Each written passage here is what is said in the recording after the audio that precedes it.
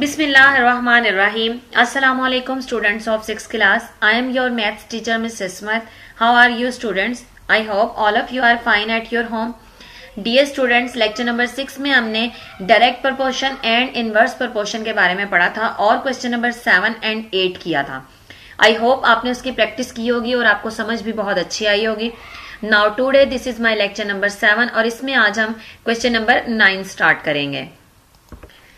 Question number 9.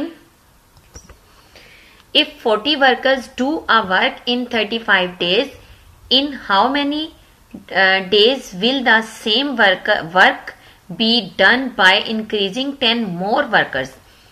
इसने कहा है कि एक काम है जो 40 वर्कर्स अगर हों तो 35 डेज में कंप्लीट करेंगे. अगर 10 मोर हो जाएं, मींस के 50 वर्कर्स हो जाएं, तो फिर कितने दिन में काम खत्म हो जाएगा. ठीक है, ये भी आपका इनवर्स प्रोपोर्शन है. डेफिनेट जब वर्कर्स आपके इंक्रीज होंगे तो डेज, कम डेज में आपका काम हो जाएगा, डेज आपके डिक्रीज हो जाएंगे. तो ये आपका इनवर्स प्रोपोर्शन का क्वेश्चन है. सोल्यूशन की तरफ आते हैं बेटा. वर्कर्स रेशियो डेज लिखेंगे हम. यहां पर आपके पास आ जाएगा 40 रेशियो 35, बिकॉज के 40 वर्कर्स थे तो 35 डेज में आपका काम कंप्लीट हो रहा था. उसके बाद 50 रेशियो एक्स आ जाएगा, क्योंकि जब हम इंक्रीज करेंगे तो हमें डेज तो मालूम नहीं है, हम सपोज कर लेंगे कि ये एक्स होगा. ठीक है, इसको हम लिखेंगे 40 रेशियो 50, क्योंकि ये एरो ऊपर से नीचे की तरफ आ रहा है तो हम 40 पहले लिखेंगे, 50 बाद में. 40 रेशियो 50 लिखेंगे और ये एरो नीचे से ऊपर की तरफ है तो हम लिखेंगे एक्स रेशियो 35. ठीक है, इसके मीन को भी हम मल्टीप्लाई कर लेंगे एंड एक्सट्रीम को मल्टीप्लाई कर लेंगे. एक्सट्रीम को हम 40 को 30 के साथ 35 के साथ मल्टीप्लाई करेंगे is equal to 50 multiply x आ जाएगा आपके पास. 50 जो है वह एक्स के साथ मल्टीप्लाई हो रहा है, इज इक्वल टू के दूसरी तरफ जाके ये डिवाइड हो जाएगा. 40 मल्टीप्लाई 35 डिवाइडेड बाय 50 आ जाएगा. 40 को हम 50 के साथ 35 के साथ मल्टीप्लाई करेंगे तो हमारे पास आ जाएगा 1400. 35 को 4 के साथ मल्टीप्लाई करें तो आपके पास आ जाता है 140 और ये 0 साथ लगा दें तो 1400 आ जाएगा. ठीक है, डिवाइडेड बाय 50. ये 0 जो है इस 0 के साथ कटिंग हो जाएगा. आपके पास नीचे रह गया 5 और ऊपर रह गया 140. इसको कटिंग कर लेंगे. 5 1 जार 5, 5 2 जार 10, 4 इधर चला गया, 0 40 बन गया, 5 8 जार 40. आपके पास आंसर आ गया 28. X equal to 28. वर्कर्स जो हैं वो आपके इंक्रीज हुए थे, 40 प्लस 50 हो गए थे, तो इसलिए आपका जो काम है वो कम दिनों में कंप्लीट होना था. आपका काम जो है वो 28 डेज में फिनिश हो जाएगा. ठीक है, अब आते हैं क्वेश्चन नंबर 10 की तरफ. Question number 10. Rahim paid his servant ₹750 for 1 week and 3 days.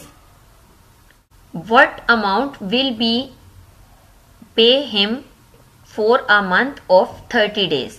इसमें उसने कहा है कि रहीम जो है वो अपने सर्वेंट को 750 रुपीज देता है 1 वीक एंड 3 डेज. 1 वीक में 7 डेज होते हैं प्लस 3, मतलब 10 डेज के लिए उसको 750 रुपीज पे कर रहा है. और अगर वो वर्कर 30 डेज काम करेगा तो उसको कितना पे करेगा. तो इसमें जो है अगर कम डेज काम करवाएगा उससे तो उसे कम पैसे देगा, और अगर ज्यादा डेज काम करवाएगा, आपके पास डेज इंक्रीज हो रहे हैं, 10 से 30 पे जा रहे हैं, तो डेफिनेट आपकी अमाउंट भी इंक्रीज होगी. तो ये आपके पास डायरेक्ट प्रपोर्शन का क्वेश्चन है. ठीक है जी, सॉल्यूशन की तरफ आते हैं. यहां पे हम लिखेंगे रुपीज रेशो डेज. आपके पास 750 रेशो 10 आ जाएगा, बिकॉज के 10 डेज के लिए हम 750 पे कर रहे हैं. ठीक है, और रुपीज हमारे पास जो है ना हमें मालूम नहीं है कि 30 डेज के लिए हम कितना पे कर रहे हैं. तो हम एक्स को क्या करेंगे, एक्स हम इसको सपोज कर लेंगे एक्स रेशो 30 आ जाएगा हमारे पास. ठीक है, अब ये जो है आपका डायरेक्ट प्रोपोर्शन का क्वेश्चन है, तो इसलिए दोनों एरो एक ही सिमत में आपके जाएंगे. यहां पे हम लिखेंगे 750 ratio x proportion 10 ratio 30. Mean को मल्टीप्लाई करेंगे एंड एक्सट्रीम को. यहां पे मैंने 750 मल्टीप्लाई 30 लिख दिया is equal to x multiply 10. 10 इधर मल्टीप्लाई हो रहा है, इज इक्वल टू के दूसरी साइड पे जाके ये डिवाइड हो जाएगा. ठीक है, तो यहां पे 750 को मैं डिवाइड करूंगी 30 के साथ. 75 3 जार 225, ये वाला 0 और ये वाला 0, दोनों 0 साथ लग जाएंगे. तो ये हमारे पास अमाउंट आ जाएगी 22,500 डिवाइडेड बाय 10. ये 0 इसके साथ कटिंग हो जाएगा. ठीक है, और 1 के नीचे कोई वैल्यू नहीं होती. आपके पास आंसर आ गया 2250 रुपीज. ठीक है, एक्स की वैल्यू आ गई. इट्स मीन के 30 डेज के लिए जो है ना वो अपने वर्कर को 250 रुपीज पे करेगा। ये था बेटा आपका आज का लेक्चर जिसमें हमने क्वेश्चन नंबर 9 और 10 किया है। आपने इसकी प्रैक्टिस अच्छी तरह से करनी है। आई होप आपको समझ आई होगी। नेक्स्ट लेक्चर में इंशाल्लाह हम एक्सरसाइज 6.2 का क्वेश्चन नंबर 11 से स्टार्ट करेंगे। Thank you so much. Allah Hafiz.